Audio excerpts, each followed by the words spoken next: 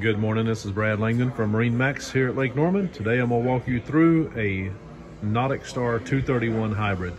We'll start with the Helm, and you see you have a tilt steering wheel, stainless steel switches, Lenco trim tabs, Infinity Bluetooth stereo, a 9-inch Simrad GPS depth finder, a powder-coated black T-top.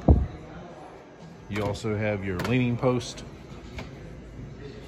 You have 3 jump seats in the transom of the boat, battery switch located down below with a 150 Yamaha outboard. Also, you have a black powder-coated tow bar. Moving forward, you have large amounts of storage underneath the Helm.